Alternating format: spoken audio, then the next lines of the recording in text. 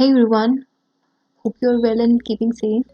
So, welcome to Thoughtful Capital. My name is Akansha Nagpal. So, this is going to be the very first video of this channel. I would request you to please provide your valuable support. Please like and comment, and do subscribe to our channel and hit the bell icon. So, this channel has specifically been designed for general people, young entrepreneurs, and students in order to increase their financial knowledge base so as to help them grabbing more opportunities in their studies and to help them in their careers. So, without wasting time, let's get started with the video. So, this video is going to be very basic. We are not going into much technicality so that everyone can understand the basic concepts. So, what is investment? Investment का हम सभी के लिए different meanings होंगे, right? Because it's such a common word and we are already been aware of it. So, investment actually में क्या है? Investment is actually the backbone of any economy, right? तो जितनी ज़्यादा इन्वेस्टमेंट होगी किसी भी इकॉनमी में, specially for a country like India, उतनी ही ज़्यादा उसकी ग्रॉस नेशनल इनकम होगी और उतनी ही ज़्यादा उसकी इकोनॉमिक ग्रोथ होगी. So let's understand the concept in much detail with the help of flow chart. So now as we all know, India में for a country like India हमारी major जो source of savings होती है वो house hold savings होती है, right? तो हमारी जितनी भी हाउस होल्ड इनकम होती है वो दो पोर्शंस में डिवाइड हो जाती है. फर्स्ट इज एक्सपेंडिचर, जो भी हम कंजम्पशन करते हैं, जो भी हमारी डायरेक्ट कंजम्पशन होती है उसमें स्पेंड हो जाती है, और हमारी कुछ हाउस होल्ड सेविंग्स होती है जिसको हम फर्दर स्टॉक मार्केट में इन्वेस्ट कर देते हैं या फिर बैंक्स में इन्वेस्ट कर देते हैं. But now here there is a catch. So जो भी जनरल पीपल होते हैं, what do they open a savings account और वो अपनी सेविंग्स जो है वो एक बैंक में डिपॉजिट कर देते हैं और उस पर वो कुछ बैंक जो है उनको सेविंग्स उनके सेविंग्स अकाउंट पे कुछ इंटरेस्ट उनको ऑफर करता है. बट ये जो इंटरेस्ट होता है वो बहुत ही मिनिमल होता है. बट जो जो लोग फाइनेंशियली अवेयर होते हैं, जिनको पता है कि फाइनेंशियल मार्केट कैसे ऑपरेट करती है, जिनके पास थोड़ी बहुत फाइनेंशियल लिटरेसी होती है, हु आर फाइनेंशियल लिटरेट, वो स्टॉक मार्केट में इन्वेस्ट करना पसंद करते हैं. स्टॉक मार्केट में they have multiple options, like we have equity shares, we have preference shares, we have mutual funds, bonds, debentures and much more. Also, we will discuss in much more detail what are bonds, equity, preference shares, equity shares, and mutual funds. And we will launch a separate video so as to clear the concepts. Okay. So now, what is investment? So, in typical sense, investment is the employment of current funds to earn commensurate return in future. So, जो भी investment होती है वो कैसे होती है कि हम अपनी करंट कंजम्पशन को भूल जाते हैं ताकि हम जो भी हमारी सेविंग्स हैं उसको किसी भी प्रोडक्टिव एसेट में इन्वेस्ट कर सके ताकि हमें उस पर फ्यूचर में कुछ रिटर्न मिल सके, right? So now, what are the types of investment? There are two types of investment. First is financial investment, and then second is real investment. So financial investment, as the word suggests, it is referred to as investment in financial assets. Financial assets, be it shares, bonds, mutual funds, etc. So financial assets ऐसे होते हैं जो कि intangible nature के होते हैं. Means you can't see them, you can't feel them, you can't touch them. On the other hand, real investment, which is also referred to as economic investment, they are referred to as investment in real assets. यानी कि जो कि आप assets को feel कर सकते हो, touch कर सकते हो, देख सकते हो. Means investment into buildings, properties, machines, plant and equipments, etc. So, what are the objectives of investment? तो जो भी हम इन्वेस्टमेंट करते हैं उसके पीछे कुछ ऑब्जेक्टिव्स होते हैं, तभी हम इन्वेस्टमेंट करते हैं. First is return, right? So सबसे पहला मेजर ऑब्जेक्टिव होता है कि हम कोई भी इन्वेस्टमेंट करते हैं तो उसके पीछे हमें क्या रिटर्न मिल रहा है, तभी हम वो इन्वेस्टमेंट में इंटरेस्टेड होंगे, right? Now there are different kinds of return which are offered by different kinds of securities और इन्वेस्टमेंट. आपको जो रिटर्न मिलेगा इक्विटी शेयर पे वो बहुत डिफरेंट होगा जो आपको रिटर्न मिलेगा बॉन्ड्स पे या डिबेंचर्स या फिक्स्ड डिपॉजिट्स पे, राइट? तो जितना ज़्यादा रिटर्न होता है उतने ज़्यादा आप कीन होते हो, इंटरेस्टेड होते हो उस इन्वेस्टमेंट में. एट द सेम टाइम उस इन्वेस्टमेंट में उतना ही रिस्क भी होता है, तो जितने ज़्यादा रिस्क होगा उतने ही ज़्यादा रिटर्न भी मिलेंगे. Then is tax benefits. So another major important objective is to see the tax benefit attach to it, यानी कि आपको टैक्स सेविंग्स कैसे होगी उस पर्टिकुलर इन्वेस्टमेंट में. So for example let's take the case of mutual funds.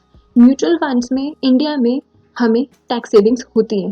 That's why people are do interested in investing in to mutual funds. Then is the concept of capital appreciation. Capital appreciation की हम बात आगे वाली videos में भी करेंगे, but this is a very important term and it has to be understood in much more detail. So capital appreciation, basically let's take the case of two individuals. One is an individual जो कि old age से belong करता है. तो एक old age individual क्या चाहेगा कि उसको रेगुलर इनकम हो, स्टेबिलिटी हो, राइट. सो वो इंटरेस्टेड होगा लेस रिस्क लेने में. On the other hand young individual he must be interested in to taking high risk, right. So he must be interested in gaining capital appreciation. यानी कि वो ये सोचेगा कि अगर मैं आज 10 रुपये इन्वेस्ट करना चाहता हूँ एक शेयर में, तो आने वाले 2 ईयर्स में, 3 ईयर्स में या 10 ईयर्स में उसकी कैपिटल एप्रिसिएशन कितनी होगी. यानी कि 100 रुपये अगर मैं आज इन्वेस्ट कर रहा हूँ, तो आगे मुझे 1000 रुपीज़ का कैपिटल एप्रिसिएशन चाहिए. यानी कि मैं 10 रुपये, अगर 10 रुपये का कैपिटल एक कंपनी में लगा रहा हूँ, तो मुझे आगे वाले फ्यूचर ईयर्स में 1000 रुपीज़ उससे अर्न होने चाहिए. So this is the concept of capital appreciation. Now is the characteristics of investment. This has already been discussed. So first is return. जैसे कि मैंने आपको ऑलरेडी बताया कि हम किसी भी इन्वेस्टमेंट में इन्वेस्ट करते हैं तो उसका मेजर पर्पस क्या होता है, कुछ रिटर्न ऑफर करना, कि वो जो सिक्योरिटी यानी कि वो जो इन्वेस्टमेंट है हमें कुछ रिटर्न ऑफर करे. रिटर्न जो है डिफरेंट डिफरेंट होते हैं. हर एक इन्वेस्टमेंट हमें डिफरेंट डिफरेंट रिटर्न ऑफर करती है. सो अगर हम बात करें फिक्स्ड इन्वेस्टमेंट की, फिक्स्ड एसेट्स में अगर हम इन्वेस्ट करते हैं जैसे कि गोल्ड, और बी इट फिक्स्ड डिपॉजिट्स, और बी इट बॉन्ड्स, डिबेंचर्स, ये हमें फिक्स्ड रेट ऑफ इंटरेस्ट या फिक्स्ड इनकम हमें ऑफर करते हैं. ऑन दी अदर है equity is very volatile in nature, right. उसमें जो वेरिएशंस आती है रिटर्न की वो बहुत हाई होती है, तो उसका रिटर्न अलग होगा. देन इज रिस्क का मतलब होता है जो भी वेरिएशंस आ रही है, इनकी जो भी वेरिएबिलिटी आ रही है आपकी एक्सपेक्टेड रिटर्न में, वो रिस्क होता है. रिस्क अगर हम फाइनेंशियल टर्म्स में बात करें तो रिस्क मेजरेबल है, but uncertainty is something which is not measurable. यानी कि किसी को नहीं पता कि कोविड आएगा, right.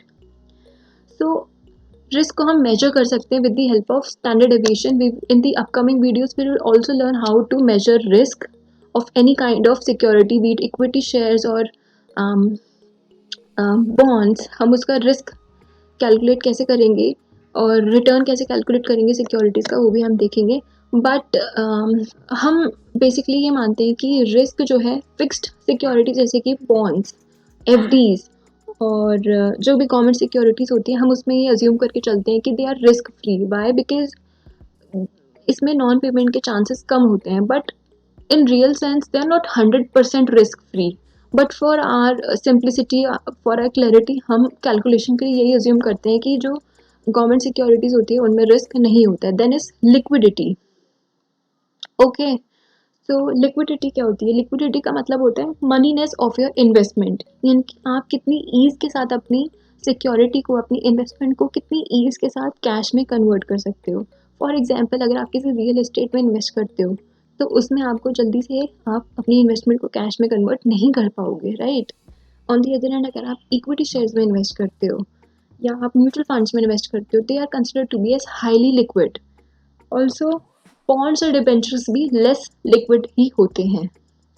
Then is marketability of the security. Marketability का मतलब होता है the ease with which an asset can be bought और सोल्ड. यानी कि कितनी आसानी से आप किसी एसेट को खरीद सकते हो या बेच सकते हो. Then is tax benefit. Tax benefit हम ऑलरेडी डिस्कस कर चुके हैं कि कितने क्या हमें टैक्स बेनिफिट हो रहा है उस पर्टिकुलर इन्वेस्टमेंट से. Then is hedge against inflation. Hedge का क्या मतलब होता है? हेज का मतलब होता है to provide certain kind of protection और टू प्रोवाइड सेफ गार्ड. ठीक है. और इन्फ्लेशन का क्या मतलब होता है? इन्फ्लेशन का मतलब होता है कि जो भी आपकी प्राइसेस इंक्रीज हो रहे हैं उसकी वजह से जो आपकी जो इरोड हो रही है परचेजिंग पावर, उसकी वजह से आपको क्या होता है कि आप लेस गुड्स बाय कर सकते हो with the given amount of income, right. So different different securities आपको different kind of hedging provide करती है इन्फ्लेशन से.